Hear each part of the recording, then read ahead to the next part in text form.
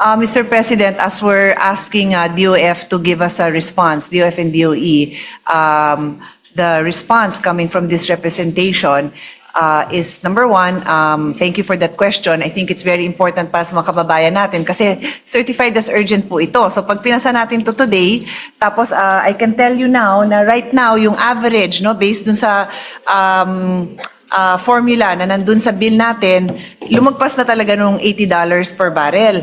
So pag pinasa natin to, tapos may process din naman po ito before it becomes a law, right? Siyempre expected ng mga kababayan natin, maramdaman nila dahil pinasa na natin. Tapos after we pass it, there's a big chance na ang maririnig natin, kasi yung stock na nandun sa kanila, sa mga oil companies, nabili na nila, nabayaran na nila, so uubusin pa nila yon.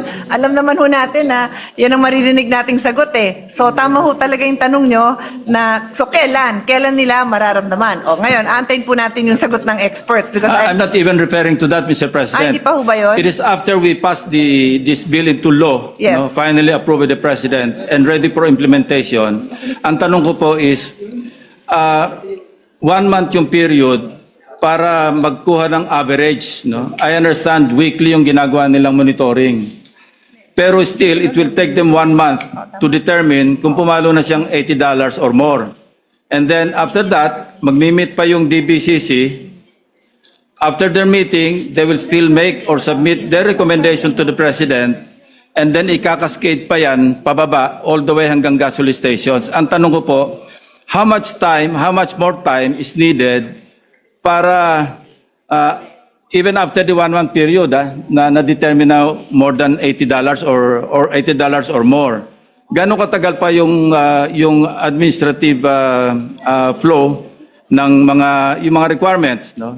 Para tuluyan ng ma-reflect sa mga pumps ng mga gasoline stations? I'll break down the response, Mr. President, kasi first of all, the wording of the bill says that once itong average has reached or exceeded $80 per barrel for 1 month immediately preceding the issuance of the suspension or reduction order. So let's just say pagpasa nga natin ito, everything it's already a law, and there has already been a recommendation by the DBCC based on the 1 month preceding. So if the trend continues now, meron na ho tayo no na 1 month preceding it has already exceeded $80. So that's the first thing I'm establishing. Na in terms of if itong discussion po natin ngayon is already happening in the DBCC and a decision has been made, pasok na ho itong factor na to na pwede na ho yung 89. We have not yet enacted this into law. Yeah, no, I'm using it as an example, sir. Yeah. I'm using it as an example na if today the law had already been passed and you and I, in fact, are the DBCC members who are on the now assumption that looking at naipasa it. na. Opo, Okay. opo, yeah. Thank you for that clarification. Ang point ko is napasa na, tapos tiningnan nila, as of now, nag-exceed na ng $80 per barrel, then they decide to recommend. So they have recommended it already. Yun yung first step na kinakla. So pasok na yun ngayon. That is the part na sagot ko po dun sa batas. Hindi yan agad mararamdaman kahit na i-announce. So what is the estimate? Like, do they keep a supply of 5 days, 10 days, 30 days? Or nobody knows?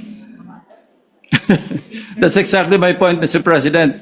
So, we do not know that, no? So that answer, Mr. President, yun na ho yung sagot. Kasi mula nung tinanong nyo how many minutes has passed, hindi pa ho ako mabigyan ng clear answer. Basically, walang makakapagsabi for sure kung kailan.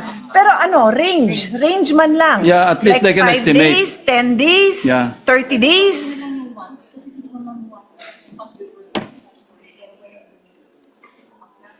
Importante ho yung tanong nyo kasi at the end of the day, it's how people will perceive this, the value to them of this passage of the bill. And if I may just add and fill in the silence as we wait for the answer, this is 136 billion of foregone revenue. What? So kailangan maramdaman ng tao. Yes.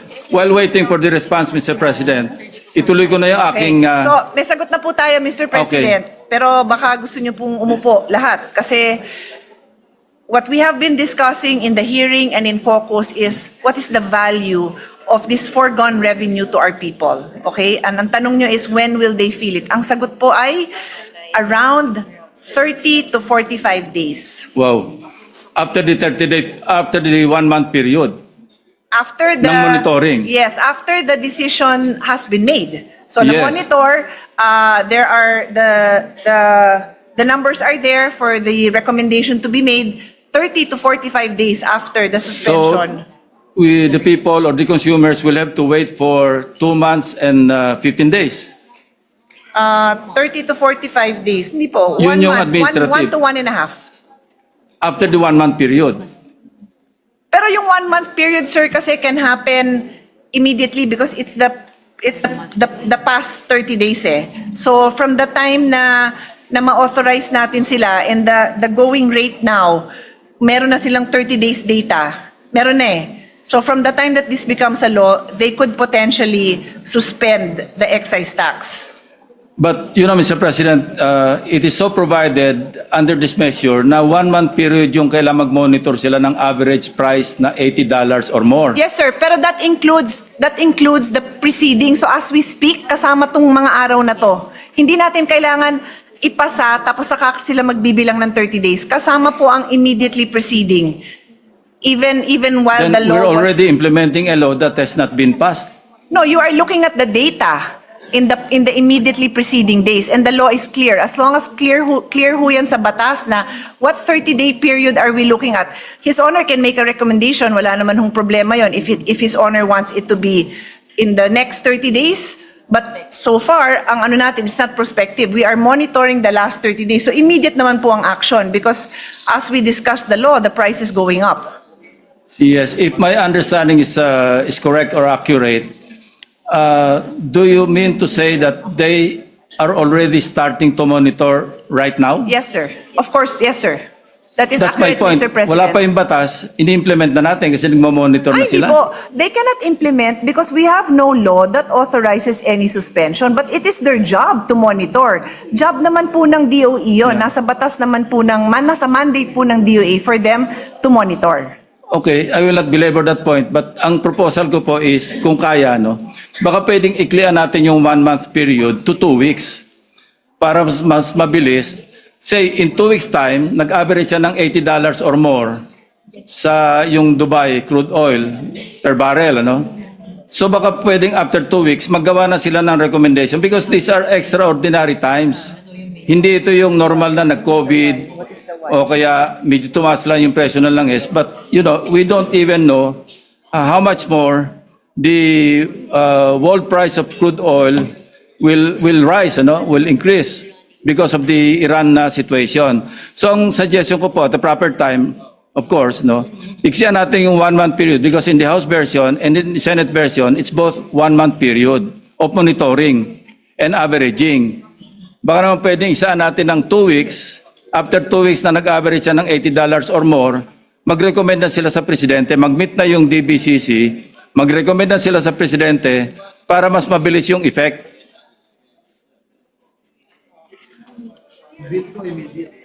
Actually, Mr. President, the response from the resource persons is that 30 days is really the standard monitoring period that they use. And it is irrelevant or unnecessary to shorten because it is always better to have a bigger range, And that time is ticking already. So like I said, Mr. President, if this becomes a law in 3 days, they already have a 30-day. It will kick in anyway.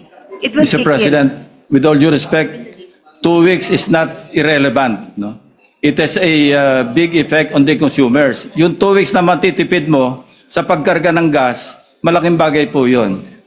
Mr. President, His Honor and I have the same intention for the consumers to feel the benefit of the law at the soonest possible time.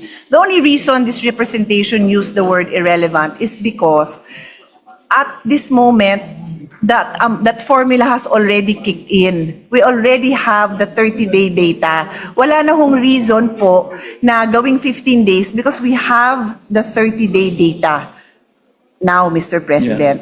I So I whether we use 15 days or 30 days, the data is already available and it has already breached the $80 mark. So mararamdaman na ho ng consumer yon in the soonest possible time, given the regardless po kung 15 or 30 days, it will kick in already. Yun lang po sinasabi natin. Yeah, thank you, Mr. President. Anyway, I'm just coming from, yung intent and purpose of this measure, yung mapakinabangan agad ng mga consumers. Kaya gusto ko sana, kung maiksian natin yung, for future reference, not necessarily now because as we speak, sabi nyo nga, nagmo-monitor na.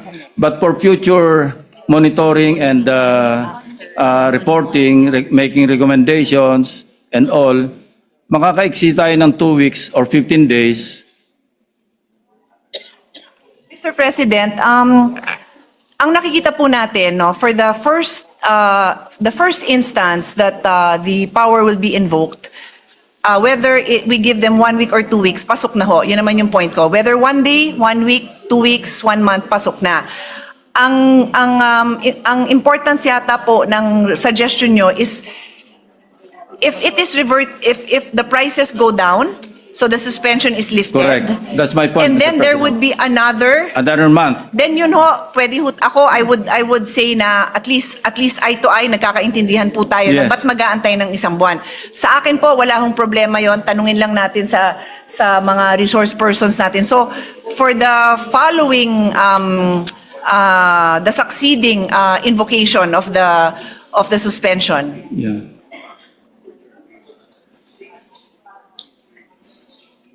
I understand his honor's point na immediate sana ang desisyon, hindi mag-aantay ng, kunyari, on the second week, ito na, ang taas-taas na, mag-aantay pa tayo ng day 15, day 16, day Yes, 18, Mr. day President. 20. Halimbawa, bumaba nga siya ng average ng $80, Nasa 79. So nag-average siya for one month ng 79.90, sabihin na natin. So siyempre, ire-restore yung excise tax, hindi na effective yung suspension.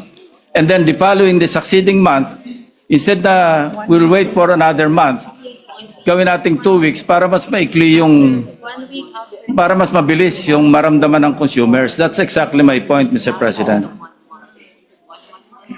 So to be clear, Mr. President, it works both ways. Pati ho yung pagbalik ng sin tax, it's only sin tax. My favorite tax, sin tax. Para ho bumalik ang excise tax na nasuspend, kailangan din ng 1 month. Kasi safety din naman yun na hindi naman automatic na babalik ang sin tax. Na mababalik ang excise tax. 1 month din yun bago ibalik. Yes. In fairness to the tax collectors, in fairness to the government's efforts sa tax collection, iksyan na rin natin yung period na yun from 1 month to 2 weeks din.